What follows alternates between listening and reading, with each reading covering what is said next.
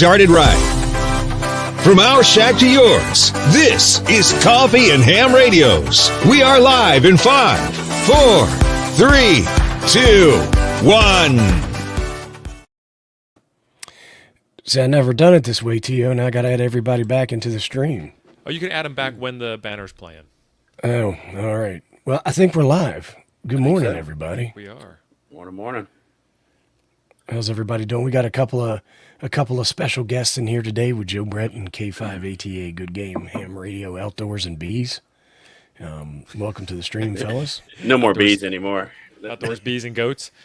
Yeah, no more goats either. We won't talk about the goats. So I think today what we're going to attempt to do is talk a little bit about RFI and EMI and QRN and all that good stuff. I've been having a problem over here for a while, and I started trying to fix it. And it was a path of frustration. So it's something that all hams experience at some point or another, so we figured we would share it. But before we get there, welcome everybody in the chat. I appreciate you being here. Thank you very much. T.O., what do you got going on? Oh, I got a whole world of stuff going on. Like I said, I was playing with that amp yesterday, and I found out that it's finicky on the tuner. So it's got a built-in auto tuner, and if you, as a good citizen, good steward of the hobby, turn your power level down as low as possible, find a clear frequency, and then hit tune, the amp tuner is like, I don't hear nothing. I don't know what you're doing. So you got to turn the power back up a little bit to get it going. And on the 705, I mean, you're only working with 10 watts to begin with. So when you turn it down a little bit, you're turning it down to like 0.1. That's too little. So you got to turn it up to like 1 watt. So now, do they list that as one of the features on that radio or that amp, a finicky tuner? No. They say it's a 14 to 500 ohms match. Gotcha. Which is pretty broad. They're saying that they missed Chuck already, and just so everybody knows, Chuck has not been fired. Chuck is with his bride, and I believe his kids and grandkids went with him, but I'm not 100% sure. He is on the island of Oahu in Hawaii, living it up. So Probably sleeping it up right now. look at that, you got your Only Ham sticker. How about that? Today's show is sponsored by Only Hams. Nice. So Joe Brett, what you got going on over there, feller? Mute. See, I don't know if he's joking Best or thinks he that we're sounded joking all with him. day. No, that's We can't hear you, brother. Well, he's getting his stuff worked out. what Good about morning, now? Shane. There you are. I was going to say, we'll probably talk a little bit about Shane and Dude's balloon ride. And that's why Dude is not here with us today. He is down in Dallas, living it up. Shane and Dude went balloon riding yesterday. Fed each other some grapes while they were up there and did a little bit of They're still activation. holding hands. Inseparable now. All right, Joe Brett, what do you got? I've got this. Good morning, everybody. That's all I got. This is pretty stressful. Yeah, I can see it. Like, Yeah. clear everything out of the way so you can focus. That's awesome. All right, well, then we'll move over. Stan. Not me. Yeah, we got our good buddy K5ATA, Good Game Ham Radio. morning, guys. Thank you for having me. It's been a minute since I've been on because I've kind of been transitioning things, but going good. Spent yesterday painting a house. I'm tired of paint. If I cough, I huff too much of it. Now, you using a latex paint or oil Yep. base, or what do we got going on over there? Latex paint with the Harbor Freight paint sprayer, which, by the way, after an entire house worth of painting, I can highly recommend. So, You use this paint and sprayer? yeah, I'm high tech, man. I've never done that. I've always gotten the roller and the brushes out.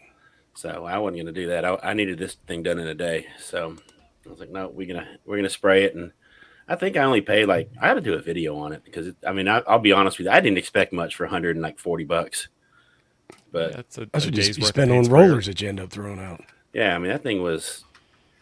I was pleased. I got the bulk of it done in 5 hours. Got to do the trim work today. But hey Phil, good to see you, man. So I'm actually in a pretty good mood today. Yesterday we were out and about, and we wanted to get something to eat, and I found a taco shack that I had not known was there. Nice. And everybody knows I like tacos, so I said, I'm going to hold up a second. I'm gonna go in there and I'm gonna get some food. So it was my wife, my daughter, and I always order an extra entree because somebody always doesn't like what they get. So I just get That's how one they extra, get you. and then I figure I'll just keep that in the fridge. If nobody eats it, and I'll have it for breakfast the next day. So I go in, and this place is legit. Like the chalkboard with all the specials was written in Spanish. Like they had the extra letters in there and the scribbles over top the letters and everything. And I couldn't read it. And then the folks that were working there, they didn't really speak English the way I speak English. I was having a hard time understanding them. I don't think anybody speaks English the way you speak English. So I go over to the board and I just point. I was like, I'll take one of these, uno, and I picked them up and I got one of those Jarritos, Mexican colas or Sodas, yeah. that's like diabetes in a bottle. The Yeah. diabetes, but those are good, and the food was fantastic. I got to tell you, I'm half tempted to ride back up there today and get some of the chicken tacos. They were pretty good. Before or after the steak breakfast? I ate the last steak yesterday, so I do not have a steak ready to go today. So So you said chicken tacos. What's the over/under on fish tacos? How you fellers feel about them? I love them. I love them. I can do shrimp How do tacos. I've never tried a fish taco. How do you make them? Put a fish in the tortilla. That's it. Like no No. spices, no Nah, fixes. Don't even clean the fish. Just throw it in there, Hobbit style, man. Scales. You need to get yourself a batter fry, and then use Eyeballs looking back at you. like a whitefish, like a pollock or something like that. And when I make the tacos, I use those like the corn tortillas, the little ones, Yeah. and then put the cojita cheese on there and cilantro and onions and my chipotle lime sauce. You're making me hungry. I wasn't getting hungry, but now hand me some of them donuts you got over there, Joe Brett.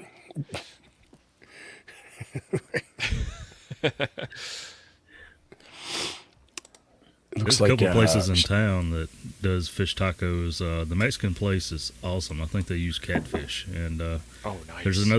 there's a fancy place, Gourmet. I don't like it as much. They put corn and stuff in it, but it's still good. Well, see, that's the thing is like I find that those little hole in the wall places are the way to do it. Walleye tacos would be the thing, man. Spotter's got it. Liberty Cave having a breakfast taco right now. One thing I was very sad about our local Bell place stopped serving their breakfast. That was horrible. Did you say Would you Bale? say the Bell place, the Taco Bell? Yeah. Oh, I think you said I Bale, didn't want to like, just you know. throw out brand names here without throw it any out kind there. of sponsorship. So Taco Bell, if Oh, I you're appreciate watching, that. if you're watching, we would love to sponsor the new chimicholita that you guys have coming out. Taco Bell at Johnson Brothers Plumbing. Hit me up. Phone number down below. Today's episode is brought to you by Ray's Tire Barn. Walmart Airport Hair Care and Tire Center. So I guess we'll talk a little bit about RFI, and let me see if I can add this to the stream. Oh, That is my ICOM 7300, and my scope's pretty clean, right? And I've got a video where I talk all about toroids and RFI and how to suppress noise so that your noise floor is workable. Because when I first set up my 7300, my noise floor was like an S9, and I was like, ham radio sucks, because you can't hear anything when you have those noise floors. And I feel bad because I see a lot of guys struggle with the noise floors, and it really makes it unusable. I don't know if you folks had any thoughts on any of that. well, first off, before we go too far down this path, I want everybody to realize that this is actually the new channelized 40-meter band, and the government has stepped in and segmented those off for your convenience. So, like, don't get too scary about it. Don't get too worried. So what you can see there, I mean, you see some LSB signals and stuff, but every 10 kilohertz, I have this little spike that comes up, and it drives that line down there. Now that's something you can notch out, but depending upon where your signal is, so like this big signal, let me see if I can give a pointer on here. This big signal right here, you can see it overlaps with that interference. So a lot of times people say stuff like RFI, which is radio frequency interference, or EMI, electromagnetic interference, or QRN, which is like natural noise or interference. I doubt that this is RFI, and I've got no idea what was causing it. So I had to, do some investigating and a hunt and all that kind of stuff to figure it out. Let me see if I can do this right. This is why I hate Windows. I got to make this small in order to go to the next picture. So, like, if you take a look at this, or anything, what's that? you can't hit the arrow keys or up and down, left and right. No, not with the picture all blowed up like Windows that. sucks, man. So I get that I'm out of band here. I was just spinning the dial. So just everybody take it easy. I wasn't transmitting. Oh, Don's already got you. He's flashing his band police badge in the chat. But again, you can see like this is like a S1, S none noise floor, and just further up. Oh, this is down. I'm sorry. I thought I was going up to 14 megahertz. This is 1.4. So you can see that this problem exists all the way down. That's what I was joking around earlier, saying DC to daylight. So down at 1.4 megahertz, I still have these things that are poking up there, making me all angry. Don't get ape angry. And then here I zoomed out, and you can see, how wide banded that is. Broja, you want to pull yours up? Don't you have something similar on 21?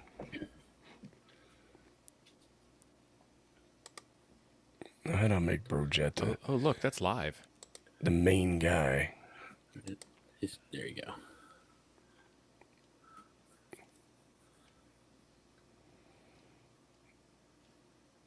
Anyway, you can kind of see that, right? I can. Well, I try to get some focus on it, but this is the only band that I currently have that trouble on. All the other ones are pretty clean. Try to hit the right button and not deactivate here. Well, it looks like on the left-hand side, on the right-hand side, like you can see the signal weaken as it goes up. Yeah. Hey, you go. focus. What happened there? There we go. I turn that auto focus off. Yeah, I know. That's how they get you. If I switch, let's see, there's my 20 meters is clean. 7 is clean.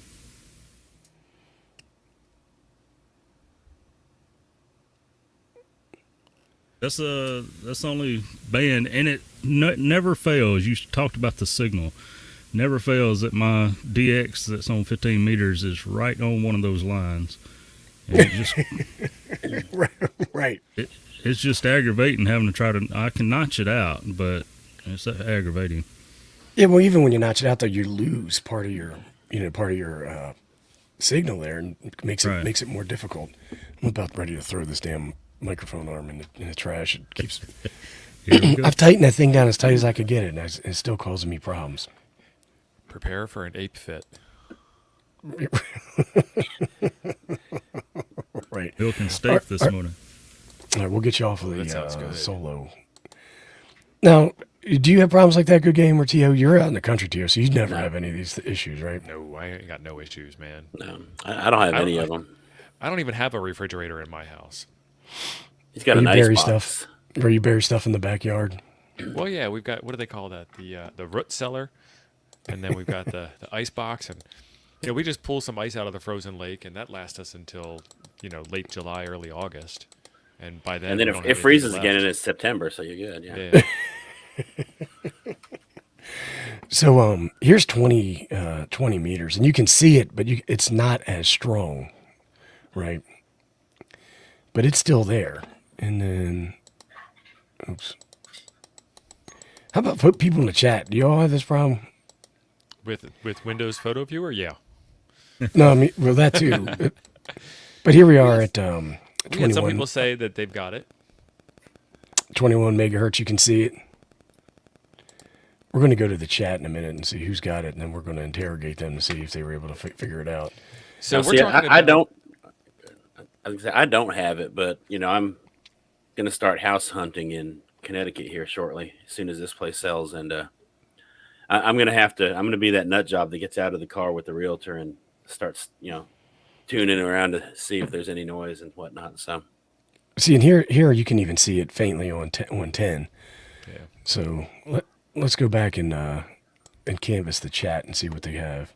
All right, so step one on this, the ham harder part of it, of the 12 steps that we need to take to solve this problem, number one would be the auto notch filter or the twin bandpass filter on your radio. How do they work out for you?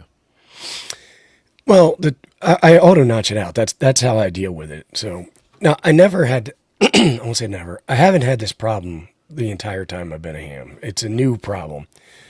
But because of the quarantine and the COVID and working from home and all that stuff, I can't tell you when it started because it seems like it just, I lost track of time. You know what I mean? Mm-hmm. Like when they were the other day when they were like, it's fall. It's like fall. It was just spring. And so I can't tell you exactly when it happened. But what I can tell you is since the pandemic started, 2 of my neighbors got solar panel roofs. And so I was thinking it was this one guy was in particular guilty. And I was planning on paying a little bit of a visit over and talking to that person.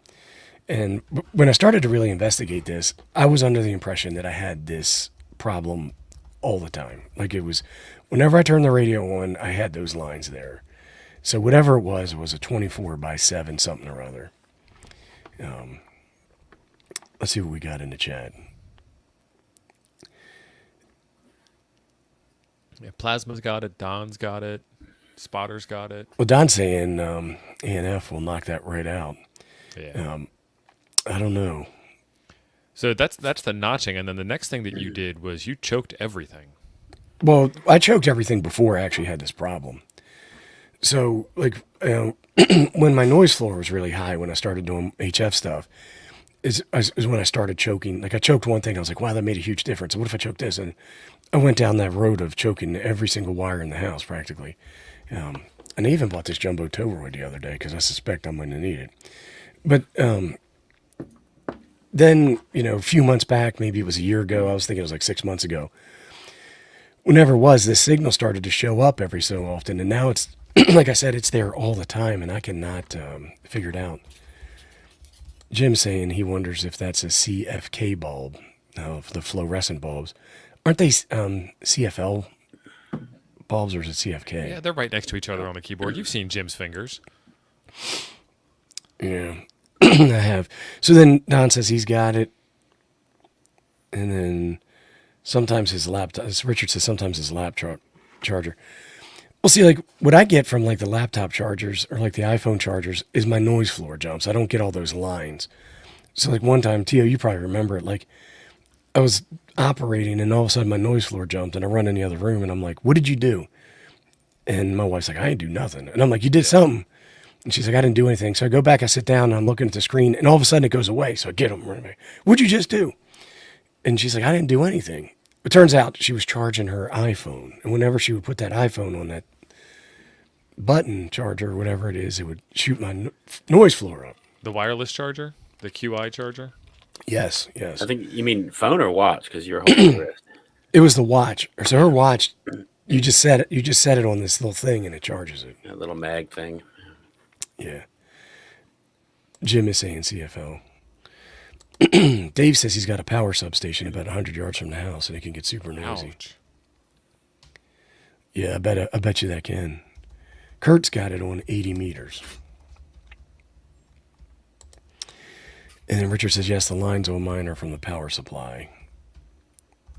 And Liberty Cave says he struggles without a waterfall. Should he start a GoFundMe to help a brother hand buy 7,300? Well, Liberty Cave, in a few minutes, I'm going to show you an easy, cheap way to track this down for about $25. Let's see. In FEP Labs, he's only got it on 160. So that's what I'm saying. I don't know why I've got it across all those bands, but I find it to be, it makes me very angry. Oh, that's clean. This. All right, so if I go to the next one, because we already looked at that. So here's what I would suggest, Liberty Cave. This is, I'm using a program called SDR Sharp, which is free. And then I use this RTL STR dongle, which was like $25. If you're going to buy one, make sure you get a legitimate one. And what the STR does is it allows me to take a look at really large slices of spectrum. And here you can see it, right? I mean, it's every 10K all the way across. These are normal size.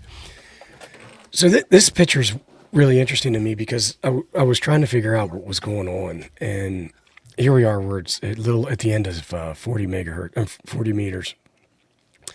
And you can see, actually, let me go one more, right here where it turned on. So it was not on, and then it turned on. And, you know, people are like, oh, you must have switched frequencies. I didn't, because you can see all these other lines over here are consistent throughout the whole scope. Here's where I switched frequencies. So whatever it was, it turned on. And when I was capturing this, like a dummy, I didn't write down what time that came on. So at this point, I'm convinced it's the neighbor's solar panels. And at some point in the day, there's enough sunlight to kick it on and start charging. And I'm like, I'm going to go over there and tell him he's got to do something. And if he don't do something, I'm going to do something. And that's it. I'm just going to get them solar panels unplugged. And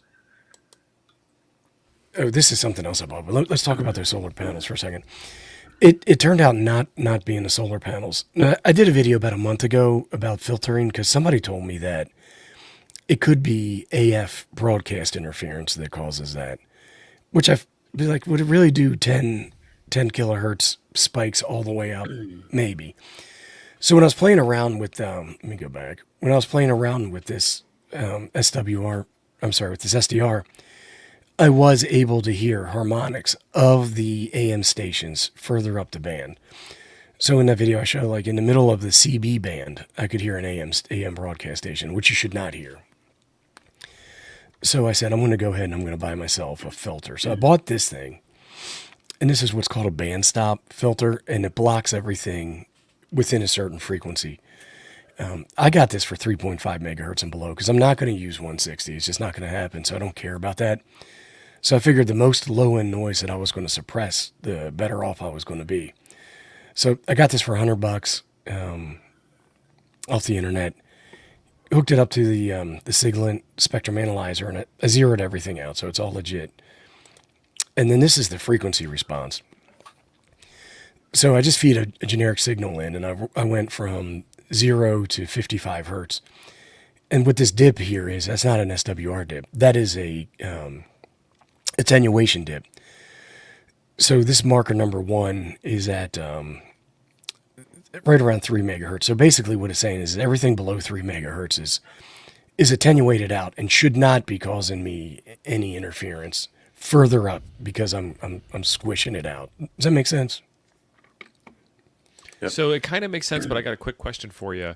You're going to squash everything out below 3.08, but once you get to 3.081 for a number, it's not squishing anything out. I mean, you're not squishing out the harmonics, you're not squishing out the noise in that area, just the noise before and after. Right. So it will not get harmonics that come further up, but with a receiver, like so it's a 7300, it could be the SDR. What a lot of times happens is that those AM signals desense or overload your 7300 and they cause problems. So when I put this on, my noise floor actually lowers further up the band because I'm not getting all of that noise that's coming in on my antenna and coming into my radio needs to be filtered out by my mixer. But you're absolutely right. So harmonics, it doesn't do jack about that. So when I go up, here is that filter hooked up to the 7300. So you can see, I just put it on 27 because I wanted to be able to, so you can see here, there's nothing. It's got all squished out. And then here's my noise floor. And you can see it past. Right here's where let me actually make that bigger. Like the attenuation ramp goes up here. So this is kind of where, they say a 3 dB roll off is where they become effective. So you can see down here, pretty much nothing over here, something. So it did help with my noise floor in higher bands, but it did not fix that signal spiking every so often. So that kind of sucked, right? So one of the things I was playing around with is I was taking a look at sine waves, and this is the signal generator that I did a video on in my Tiny SA. And with a sine wave down here on the Tiny SA, this number 1, you can see that is my fundamental frequency for that. So it's at 500 kilohertz, and there it is. You can see that signal right there, which is what you would expect. When I put a square wave on, you start to see all these spikes that go all the way across. So like you were just saying, Theo, if I put a stop earlier on, I'm still going to get these spikes that go further up. Because what square waves are it's your fundamental signal, which is this number one, plus odd harmonics of that signal. So if you think about it, like this is an even harmonic, this is the odd harmonic. They add those together to get that square wave. And those square waves are used in switching power supplies for pulse width modulation to burst power on and off versus linear power supplies, because it's cheap and easy to do this. And so like all of our electronics that have motors and engines and electricity in them, they use square waves to control those. And that's what I'd be said, you know what, that's got to be what my problem is these square waves. Something around here is creating square waves. And I bet you it's that solar controller on my neighbor's sunroof or solar panels. You just got it out for this neighbor. Yeah. I do. So and just if you were watching yesterday, this is not Jean Shorts Dave. This is the other neighbor. It is the other neighbor. So I talked to Hayden about it, because Hayden's a smart fella. And I said, Hayden, I need to do some stuff. And he said, did you try it on battery? And I was like, I have tried it on battery. I haven't tried it on battery lately. So let's go ahead, put the station on battery, and dang nabbit, there it is. Look at that. So it's not anything that's coming off of my power supply in the shack or anything coming in through my mains power into my shack. So we eliminated that. The next thing I did was hooked it to a dummy load. And that was a really good idea that Hayden had. He said, go out and at the end of your coaxial where your antenna is, disconnect it from the antenna and hook up a dummy load. And I don't know if you remember, Tio, I was saying I had run new coax during the course of this mess. And it might have been the coax that was going past my air conditioner that was picking up the air conditioner and causing that problem. So when I hooked it up to the dummy load, nothing. So it's not the coaxial cable. Yeah, so what we're doing here is we're going like one step at a time. So we've eliminated the power supply in the ham shack. Now we've eliminated the coax, and then so on down the line. So then I'm sure the next picture is going to be whatever the next thing is after the coax. Here is the power turned off. And it's going. Yep. And it's a good thing you didn't punch your neighbor in the throat or anything. Right. So what's funny about this is that I was telling on the show yesterday, man, that mains power is a pain to turn off. That switch, I could barely get it to move, and then it turned everything off. And then I was afraid I wasn't going to be able to turn it back on because it was tough to turn back on. I thought I was going to have to get Jean Shorts Dave over here, but so I turned it off and it went away. Good news is it's my problem. It's not the neighbor's problem. So hopefully I can track this down. I didn't have time, but what I got to do now is I have to turn the room, every switch off one at a time, and have some. I was going to have somebody watch the radio, but Tio, you had a pretty good idea actually. You want to? Yeah. So my thought is turn the main breaker off. Oh, sorry, turn the main breaker back on, but turn all the other breakers off, and then go through in sequence. And you're going to switch one magic breaker, and you're going to get that line back, and then make a note of what that is. It's going to be, in your case, I mean, you're saying it's almost 24/7, so you're thinking about some kind of device that's running in your house all the time. So I'd either suspect like a GFI circuit in the bathroom that's gone bad, replace that, because those are consumable items, believe it or not, now, and then the next thing, I don't know what would be next after that, but it's something that's running all the time. Your refrigerator doesn't run all the time. No. Your washing machine doesn't run all the time, so those are off the table. What's left? Well, my oven has a clock that's on all the time. You know what I'm saying? And so somebody else was saying that they had something, like their washing machine had like an electric back display that was always on, and when they unplugged it, it went away. Yeah, that's a good point, because there's a lot of stuff that has some part of it that's on all the time now. Yeah, so I think I'm gonna try that. But what I was saying to you is, you were saying I could do this as a one-man operation if I pointed a camera at the radio, and then we'll point a camera at the radio and then live stream to a private stream on YouTube, and then you and I will watch it. I'll get you on. I wouldn't even make it private. I mean, honestly, it'd be a great learning experience for people. It's a great idea. Make that dude live. All right. Yeah, So I mean, what we use need you to that. do right now is point the camera at the radio, and then get Go on outside. go outside. I'll get you on the cell phone. I'm serious though. It's one of those things that a lot of people, everybody says do it. You're I gonna have do done it anyway, man. that Let's right stream it. there. I have done it to when I'm messing with an antenna outside the shack and I don't want to run back and forth. I'll put a camera on the radio and check it out while I'm out there. Yeah, I've done that with Nano VNA and Nano VNA Saver, where I'll take my tablet outside, mess with the antenna, so I don't have to run back up and down the stairs. But let's see what they're saying in the chat over here. I done that when I was hooking my Ethernet up from inside the house to under the house. I had one part of the tester inside, and the other part, I couldn't watch both of them. And my wife ain't gonna know what the heck it's talking about. All the lights lighting up. I did not, Kyle. But I might be able to do that. Actually, what I was thinking, Kyle, was hooking the SDR up to my laptop, and then taking the laptop around so I got a nice spectrum scope when I do that. Well, it looks like the boys want to do it live, so we'll figure it out, Tio. Yeah, we can do it. We can do it on an odd night, or we can do it next weekend. Whatever you can. But the problem is convince I'll the probably wife to slip take and the kids fall out in the to garage. dinner. What's that? Whenever you want to take the wife and kids out to dinner, they're like, "Go ahead, hon. You go have fun. Right. This is your night."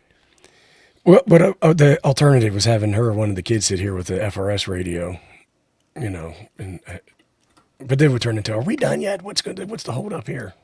I wasn't paying attention. Do it again. Yeah, exactly. Here's Jim. He's trying to get me to spend money. Take your Maca Light STR around. Well, your Hermes will do it. Your Tiny SA will do it. You've got an AM radio.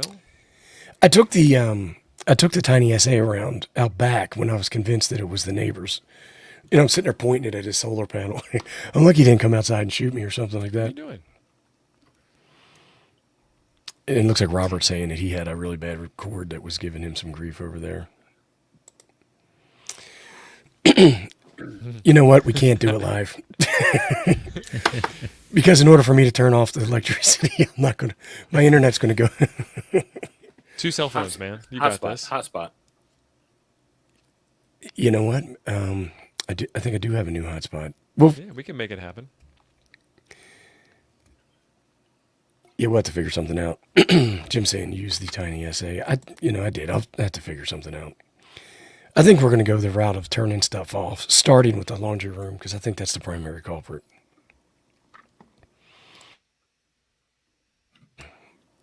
There's a lot of good tips in here. A lot of folks have had this. Yeah, well, I mean, the one thing that I keep forgetting is that modern appliances, because I'm so old, but modern appliances are on even when they're off. Yeah, they're always drawing current. So I got to think of what did we buy back then it's going to be a pain. What did we buy during the pandemic? What didn't you buy during the pandemic? It all came from Amazon though, so you can go back and look. Yeah, just look through your order history. Well, you know what? I was trying to figure this out. We bought a Peloton bike too. Oh man, and you're still married? I didn't buy it. She wanted it and wouldn't stop. And my one daughter is a cycle instructor, and they couldn't go to the cycle thing or whatever when the pandemic started. So I had to buy that. Plasma's asking if I have a smart TV. We've got like 4 of them. All these new appliances, AC boilers, use a PWM to save energy and cause nothing but noise. That's right, RQ, and we're mad about it. That's how. Talking about that TV, when I had my shack inside the house, I had a plasma TV. There was no radio when that thing was on. So when we were trying to figure this out, I was talking to Richard saying does they have any neat lights or anything. Those can be rough. No, they do, but I had all LED lights and all LED stuff shut down to turn it all off. So I don't think it's anything like that. But when I was talking to Thump, one of the things that we this is kind of crazy. Let me turn this off. So this is right below, and then 1.6 and then 1.6. So as I switch my 7300 back and forth over that, a relay is going off. and you can see my noise floor jump up and down. Play it again. Right, so so it's 1600. Something happens. So that tells me there's some sort of filtering below in the AM band that's not present above that. And that's one of the reasons why I bought that AM band stop. Yeah. Like if you take a look at this video, this is at the top of 40 meters, and I switch it, and you don't see the noise floor change. You only see it happen in the other video. Yeah, and so If Abe anybody showed me knows. this video, and my 7300 does that same thing as well. I can see the noise floor jump up a bit between 1599 and 1600. So with Thump, his MP101, I think that's what he has. He has got that high-end Yaesu. His works the opposite way. His noise floor is higher below that cutoff and gets better when he goes above it. And then he said he checked with Ham Radio Dude and had him check his DX10. And his DX10 works the way his does, not the way ours does. Well, if you get a Ford truck and you get a Dodge truck, the gas gauge goes from empty to full, or from The other, empty the to other full. direction. Yeah, and then they purposely put the filler on the opposite side of the truck. That's how they get you. I'm saying that all day. Don's talking about them newfangled smart meters on the side of the house. That could be it too. Yeah, they apparently put one of those on my house, and I didn't know it. I was back painting the house yesterday. I was like, oh, where'd this dude come from? So They just came out and did it. yeah, I didn't even know it was there. I was talking to some guy before, and he said that he would be operating, and his stuff was fine. Then all of a sudden, like S9 plus 10, noise floor driving him crazy, and it would go like that for a half hour, and then it would just stop and go away, and he could never figure it out. It was his sump pump motor. So Shane's So you saying had it's to go the down. transmit prohibit, and it's actually not. 1.599 to 1.6 isn't. Neither of those are frequencies we can use. Yeah, well, the transmit prohibit is you can't TX on either of them, right? So like that red light right here is always dotted on this thing on this video. I mean, I that was my first thought too, Shane. I'm not calling you out in any other way than because I can, but yeah, I mean that was my first thought was that it was that. I mean, I knew it was a relay going off. I knew he was passing some kind of filtering inside of the radio. So, Well, see, like Shane, you can see it happen here at 40 meters, right? That's what you're talking about at your band edge, where the relay's kicking off to make it so you can't transmit out of band. Something different is happening here. yeah, and if you open up these radios inside, you'll see a filter board, a relay board. You'll see a series of inductors. And that relay that you hear click says, take this other route through the RF chain because this frequency is a different frequency than before. It's not one great big receiver that can hear the entire thing. It's actually a series of small receivers. Now, there could be, so in your radio, on different bands or different slices of spectrum, you have your band pass filters, right? And so it could be this is where the AM band pass filter cuts off. And because 1600 and up is not a ham band, there is no band pass filter there.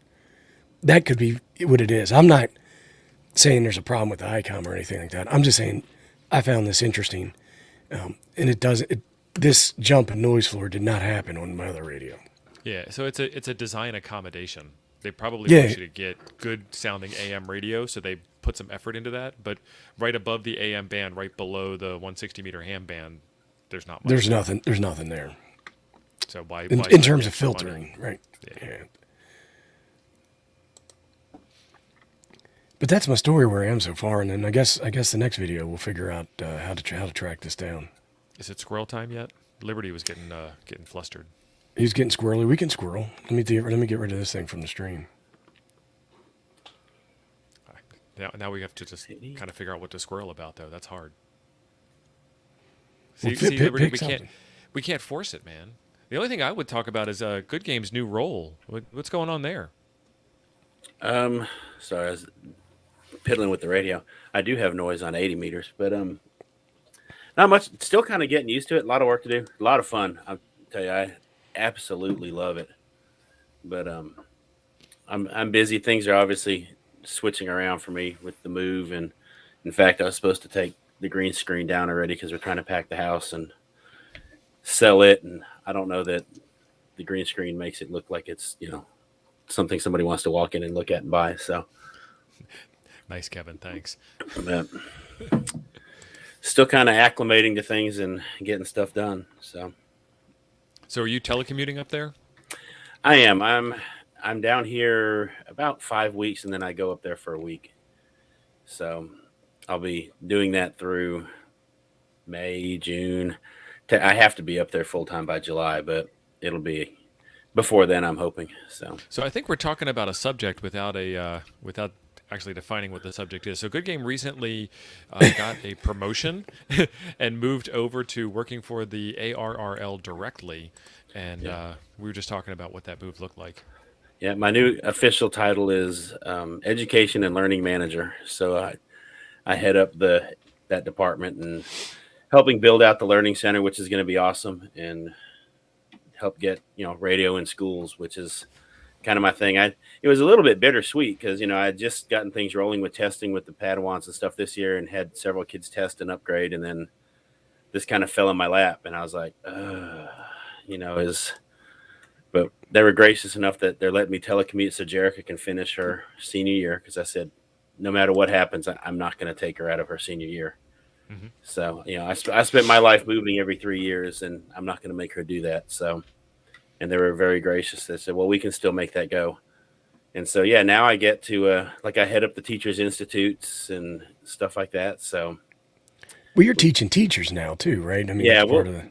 we'll be teaching teachers. In fact, a lot of my interactions that I'm doing right now, I'm trying to build a core group of teachers to, haven't decided how I want to create some sort of community for teachers that are teaching this stuff or interested in teaching this stuff, to, kind of like our Discord. We have our own content creators Discord. And so something along those lines, so that when somebody's out there saying, hey, I want to teach this, what are some ideas that y'all use to teach it? That's a place they can go bounce ideas off of people and stuff like that. So I'm trying to get this into my local school here, and one of the things I'm running into is, as we all know, this is a hobby of 1,000 hobbies, and how do you sell this to a school? Because there's a lot of STEM related stuff in this field, but at the end of the day, it's really hard because people with cell phones just kind of take radio for granted, even though they're carrying around 4 radios with them everywhere they go. Yep. And so I told you part of that, how we do that, and I don't know if you're planning to use that Monday when you have David on your stream or not. So I don't want to spoil your thunder if you're going to talk about. No, we're just going to talk about whatever. So yeah, if you go to the ARRL website, you can just, up in the search area, you can Google 2021 scholarship awards, I think is what I looked for. And it'll show you this, what was that number, T.O.? $560,000 or some odd dollar worth of scholarships. Yeah. $500,000 worth of scholarships. Nothing. Okay, and I could use some of that. And when you look at it, that's scholarship money that is only available to hams. So, when you start looking at your high school kids that are getting ready to graduate, I mean, you've got one, I've got one. There aren't a whole lot of hams in high schools. So at this point, the probability of them getting a scholarship is pretty stinking good. And there's some big, scroll down to those $25,000 ones. And I will tell you, I spoke to the president of the ARRL Foundation. That's a separate entity, but they kind of run the scholarship and some of the grant stuff. And that number is going to increase significantly this year. So, $500,000 this year, and then this coming year is going to be even higher than that. And so, there are several $25,000 scholarships. So if you've got a kid that is going to school, now there are some criteria, like, they had to have had their license longer than a year just to keep people from taking a test and trying to get a scholarship the next day and stuff like that. And obviously, they want people who are actually doing something with radio. I mean, that kind of helps. I actually know about this one. Did they say you have to be a Logbook of the World user to get this out? No, well, that'll cut down to 90% of the applicants.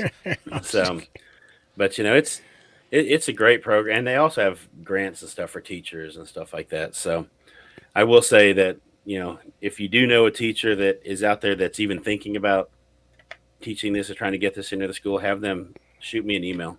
It's just goodgame@arrl.org. if you have a high school age student that has their ham license, I mean, you're almost guaranteed to get one of these if you apply, is what I would say. Yeah, your odds are pretty darn good. And I can tell you, if you've got a kid that's actually doing something with radio and doesn't just have a license, that helps a bunch. And you don't have to be into any. I mean, you don't have to be spending 40 hours a week playing radio, but I mean, Jerica, she and iPoda, that's her thing. Leah, she's got videos she makes with ham radio poding. That's her thing. As long as they have something, Cody, the Padawan who got his extra, he's learning about APRS stuff. If they've got something that they're active with and engaging with in the hobby, that significantly helps their chances, I guess. So. No, it's definitely cool stuff. This thing's still going. Yeah, See, that list. A lot of people don't realize there's all these benefits that the league provides, right? Right. And I was half tempted to call the TIS over this problem, but I was actually going to tell you, you can call that, and you can, Ed Hare. Mm-hmm. Yeah. That guy knows a thing or two about a thing or two, and that's one thing I can tell you since being a part of the ARRL. Everybody if you call up there, somebody's going to try to help you with it. So, Ed will talk your ear off and tell you every possibility, but at the end of the day, you're going to get it figured out. So, yeah, that's pretty cool. Yeah. And like I said, next year, they say that list is going to increase a bunch. So, no, that's awesome.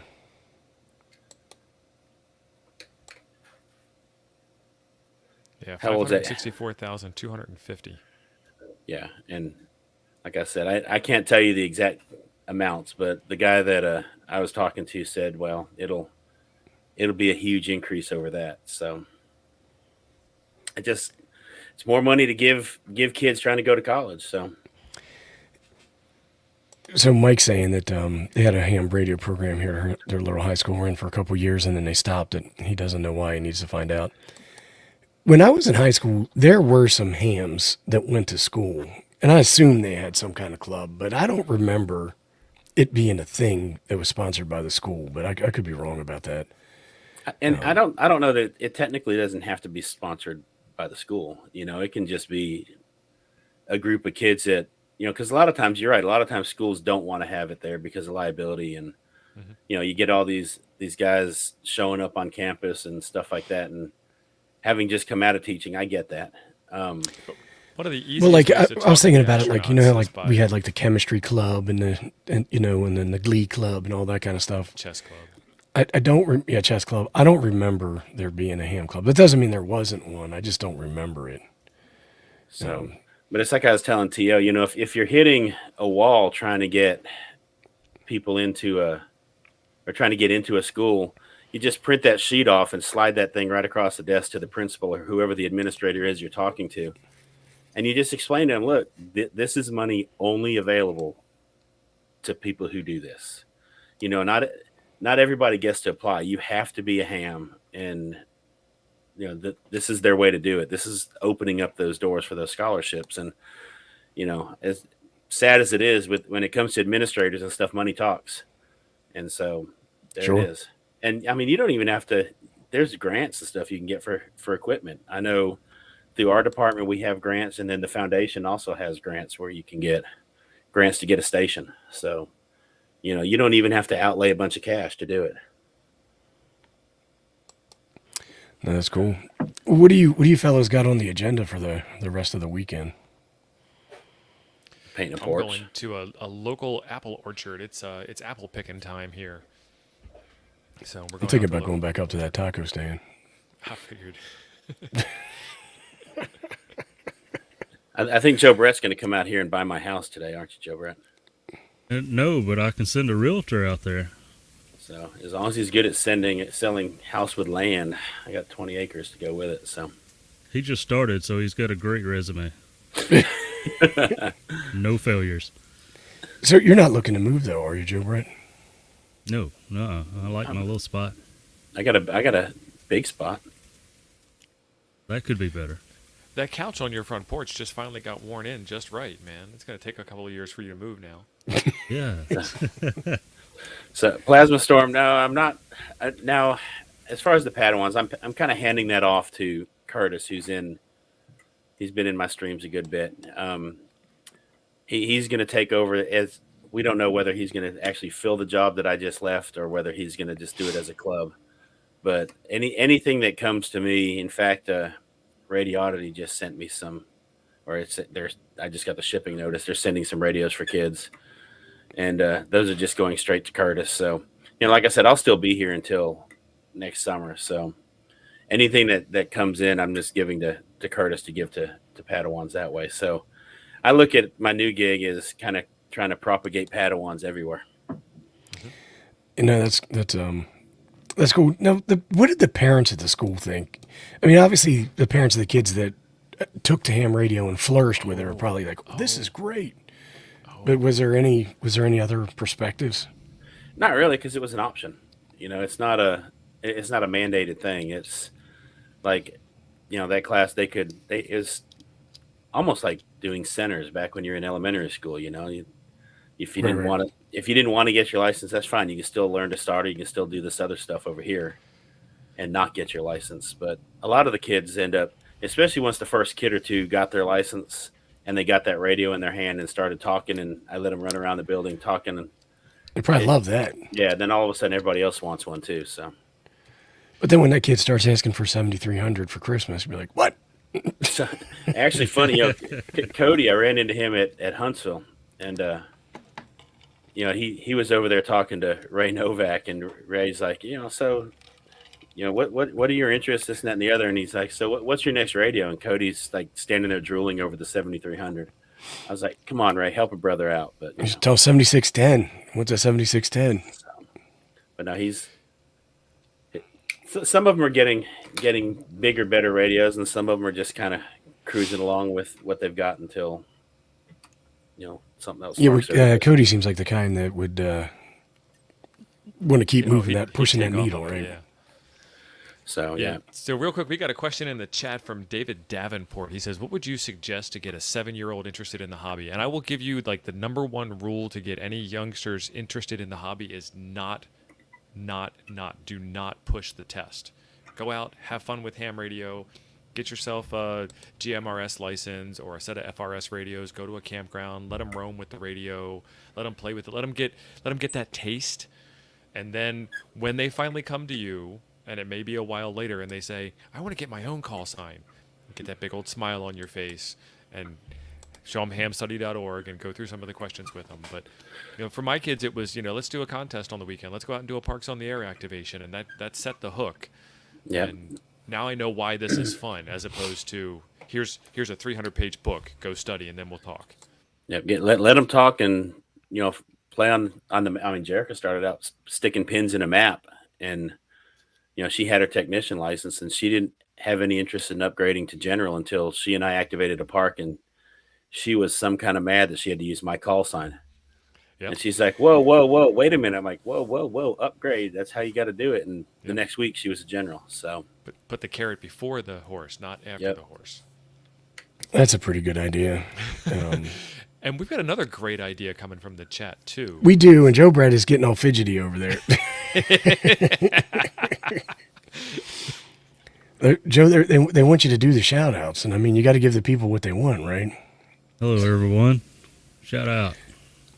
All right, so Glad you're here. If you flat out refuse, you refuse. We can't force you to do anything. And we will. But so are you flat out refusing? See, I always had this plan for shout outs, and I'm not logged in to y'all's YouTube account, so it doesn't work where you can see the list of participants. Oh, instead of all the ones. You can He wants to do what? You can do that with your YouTube viewing side. If you drop down the list, you can click on participants on the chat and get that list. You can do that. I can do. I forgot that. Yeah. So what does that give you? Everybody who is typed in the thing? No, that's just everybody. Yeah, everybody who's watching who's made a comment over the course of the thing. It doesn't move as fast. It's not as difficult. I understand, Joe. Go ahead. I'm a slow guy, right? I'm the sloth of the stream here. Man, we have another half an hour to cover, so take your time, my friend. Yeah, give or take. He's not going to Oh, do so it. you He's want me to do uncomfortable. this, huh? Yeah, do it right now. we Go. do want you to do it, Joe. All right, it's good to see you, Liberty Cave, Steve Eden, this side of the radio, Shane, Plasma, you Enabler, you T-Ray, you Stick Stir, you, Brian, Liberty Cave. Oh, that was a laugh out loud, not a one, I'm sorry. Melissa, Jim, FEP Labs. You got John, Amateur Radio on the air. We're just going to, no matter what you type. Ryan, good to see you. Taz, Brad, Roger, Marty. Oh, there goes that screen jumping thing. Adam, TC Fitz, Shooter Ready, stand by. Lionel. See, I'm not a good pronouncer either. So Marvin, good to see you. Phil, Tim. There's Clay, Terry, WY7, Papa Dave. Marty again, Steve again, Coffee and Ham Radios. Good to see you this morning. Covain, or not see you this morning, but good to have you in the chat. Kevin, Liberty again. Andy. Okay. There's Rosa. Got to say hello to Rosa. KC9CTP wants to make sure he gets recognized this morning with the multiple Kurt. ones. And there goes Jim being an overachiever. Kurt. That's what he does. Yeah. Vern, we got Vern in there. Come on Good to see now. you, Vern. It's the same ones over and over. Give me the Killer Spud. Don't know the Killer Spud. Welcome. Glad to have you, though. Howdy. Well, that's all that's Shane saying interesting. y'all just mean. Ode Harbor Feed Line. Shane, you're welcome to come on next Saturday and give the shout outs on this channel. Yeah, Shane. Now you get my caffeine pumping. I'm starting to sweat now. Getting all jittery.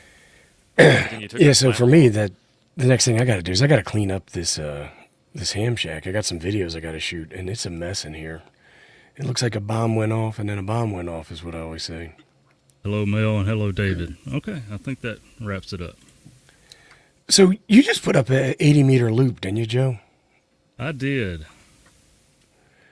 We're going to create a new show for Joe. It's called Splaining with Joe Brand. Can you? He's got splaining glasses. Can you tell us a little bit about your about this 80-meter loop? It's not as easy to put up as everybody made it sound to be. No, it's not. But it was pretty. I wanted to do a 160 meter, Right. but then I realized I had power lines to the south and to the west that I would have had to have crossed to put it up the way I wanted to. No Yeah, one do I- that. Nah, it'll be okay. Yeah, it'd be okay. As long as till you the cross them wind at right blows. angles, you're good. Right. Yeah. So they cancel each other out. Yeah, I mean, you don't want to run parallel for sure. Right. So do you how high off the ground is this thing? So on the tower, and that's funny because out here in the country, the ground kind of does that. So The holler. the holler, the tower, which is in the lowest spot of my yard, I screwed that up, putting that up. But I got it about the feed point's about 25 feet off the ground from the base of the tower. Show me that license, that ham And you radio got like a license. 4 to 1 on there? Hang Is that what you put on there? Hang on, show me that ham radio license again. Yeah, cut a corner off. Got it. It slopes from the tower, it slopes down to a little cedar tree that was sitting there being all lonely, and then it goes back up to the front of the property to about 25, 30 feet.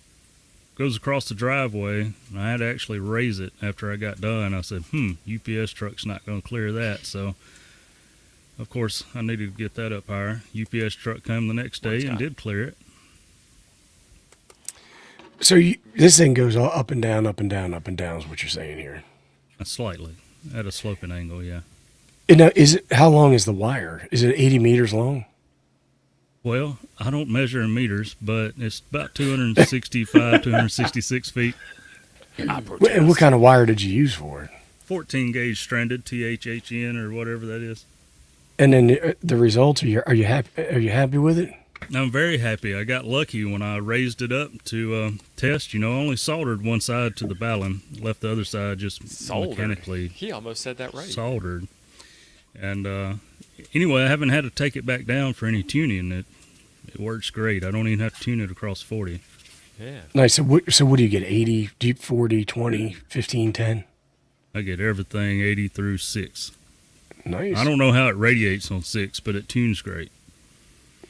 So Have you made contacts on 6? Yeah, how do you feel with contacts on that 262-foot band? So far, I feel okay. You know, some of the locals here was just ranting and raving. I'd have never bought my hex beam if I knew how good this loop works, and they're fairly right, I guess, because I was under the impression the noise floor was going to go down because I was horizontal instead of using my vertical. Actually, the noise floor came up, but the signals came up with it as well. So, So your signal to noise ratio is the same or better? same, but the signal's louder. I can hear the other station, depending on where the other station's at. You know, that's just radio, depending on where that Right. where that Yeah, signal's because we couldn't bouncing. talk on Friday. Yeah, so some stations I've noticed is better on the vertical. Some of them maybe, 30 over, 5.9 there. Roger that, Ape. So are you switching between the two? Do you have a switch in place so you can just go do whatever you want? Yeah. So I put them on a switcher, and I can quickly just switch and compare the signal to maybe my best shot to make contact. I did make contact last night to Northern Ireland, which was a new country entity for me on the loop. So that was good. That's awesome. So when are you going to do video on this thing? Yeah, I was going to do that through the whole build process, but it becomes such a pain to get it up. I just did not mess with the camera. You're out there sweating, cussing, and Little all tiny that. blue pill, man. Yeah. So, well, I'm probably going to do a after video if I can zoom in good enough to it, kind of explain it. Kevin is doing a little math here for us. He says more wires equals more antenna, which equals more signals, which equals more noise. Exactly what someone told me, so it makes sense. Was it Kevin? No, it was one of the locals. No, but that's awesome, man. I'm glad it's working out for you. Yeah, I only had it laying here in the shack floor for a year, and I finally decided. Well, I remember you was talking a bunch about buying this Ballon. Did you buy it or did you build it or what did you get? No, I did buy it because one of the locals bought two. He's one of those that buys more than one, thankfully, and he sold it to me it was the MFJ 913. And I was waiting I was like, man, I don't want to pay $45. It'd be $50 after shipping. I'm cheap. And then this guy bought two, and he's like, hey, $30, you can come get it. I'm like, on my way. Like, I'll be right there. Do you take the police car over there when you got it? I may have. Running them lights, man. You got to get that deal before it's gone. He can get there For real. faster. So 80 meters is 262 feet. Yep. 40 meters would be 131 feet. Now, I might be able to pull that off. From now on, we should just start referencing ham bands and feet.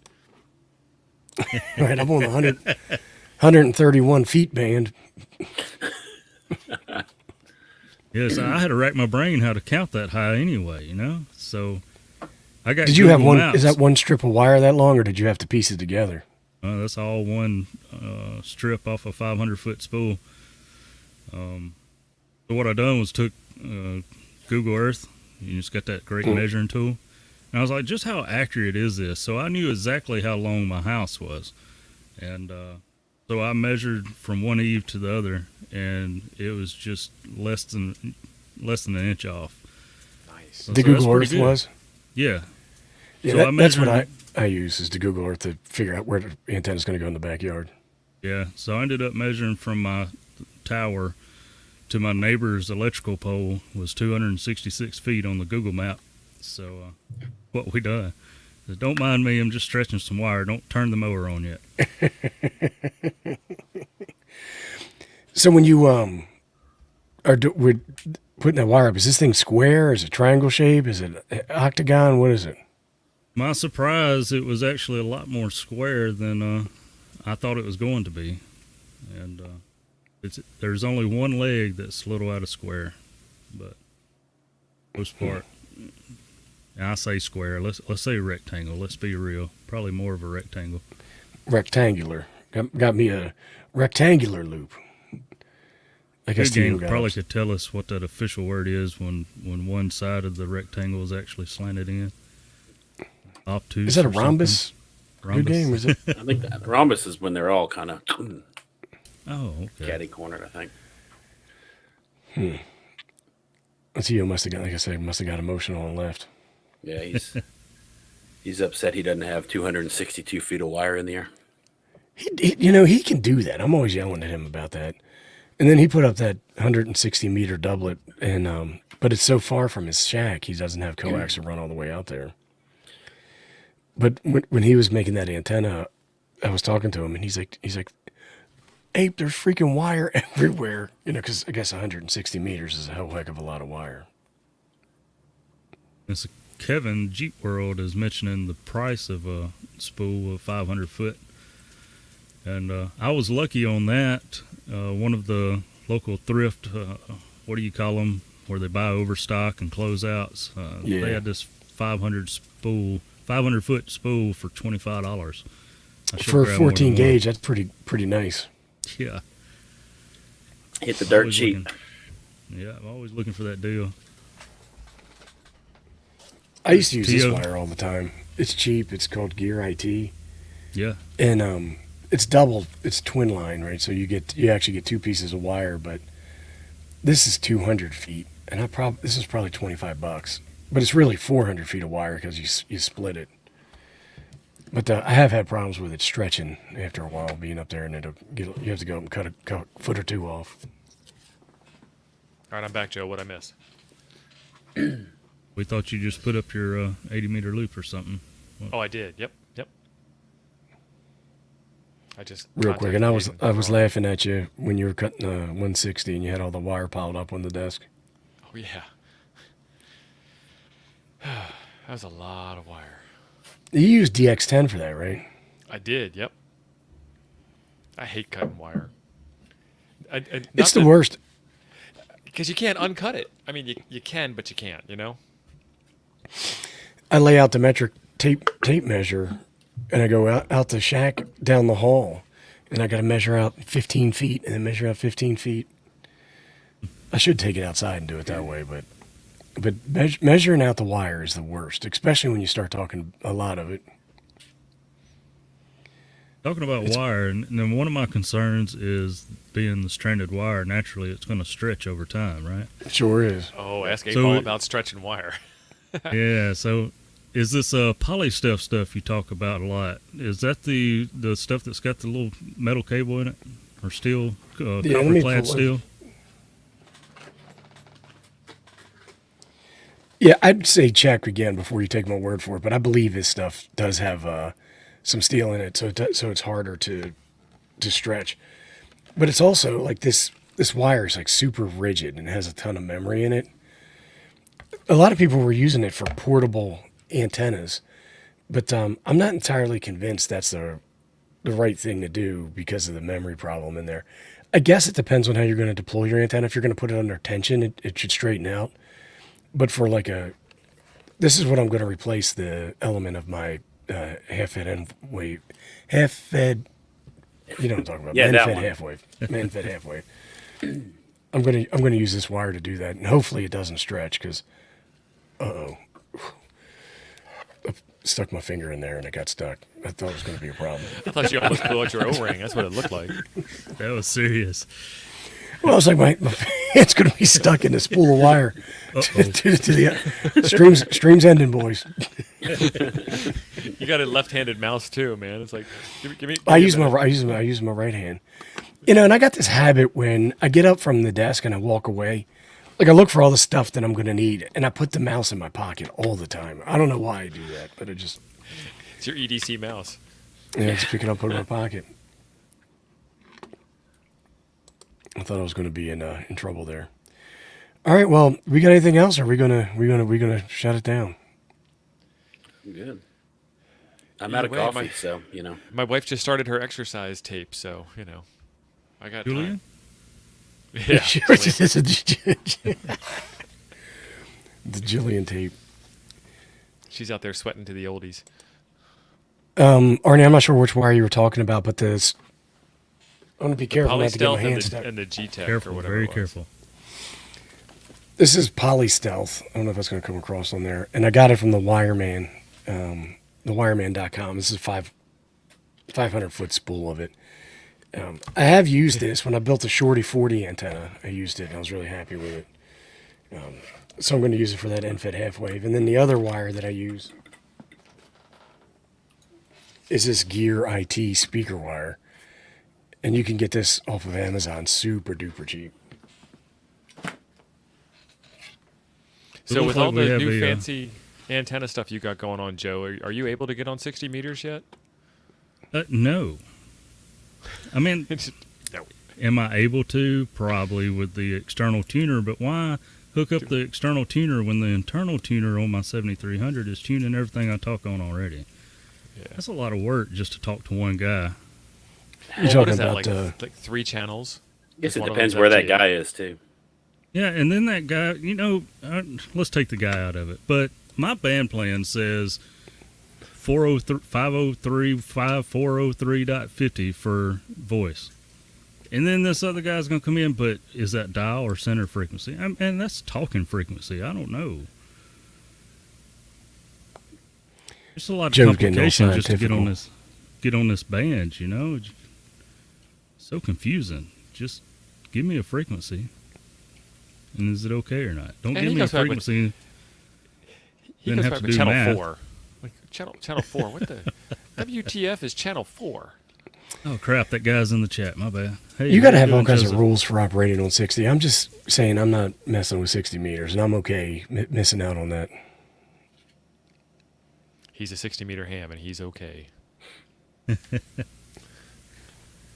We need to go back to somebody that wasn't listening to my measurements. I guess GMFEP Labs says when you were cutting that, what was your measurement method? I was explaining how I used Rods. Google Earth with the ruler measurement, and I measured from my tower on the satellite view to my neighbor's electrical pole, which said it was 266 feet away. That was Which my is measurement. exactly what you needed, right? It seemed to be pretty close. So you just put it up, no trimming, nothing, and you're done with it. That's it. I'm done with it. I can talk. It works. I'm not doing no cutting on it. Well, why did you solder the wire to the balun instead of using a terminal lug? Because that's what somebody suggested. Who's that somebody? I'm gonna put them on blast. Yeah. One of the locals. Ham corn. Dun dun. See, now you got a problem if you ever need to get it off, right? Oh, no. You got the other side that's loose. And you trim it there. Yeah. Just trim it from one side. Oh, Jim's asking about velocity factor. He's getting all technological. Yeah, that wasn't in the manual. It velocityed all the way to Northern Ireland yesterday, so that was good. That was a good factor there, yeah. He's saying Got he some was Hail crispy Mary. yesterday. Yeah, he sounded good too. So that's one thing. I think the band was in a lot better shape last night. 40 meters was pretty hot, and I heard Joseph calling CQ POTA, and I could hear him better than I have before. So we made the contact finally. I got him.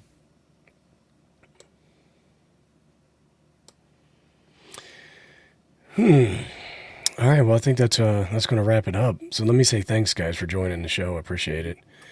And thanks to everybody in the chat. Without the chat, it would just be the four of us arguing over wire or something like that. So thanks for joining along and playing along, everybody. Really appreciate it. And we'll talk to y'all at some point.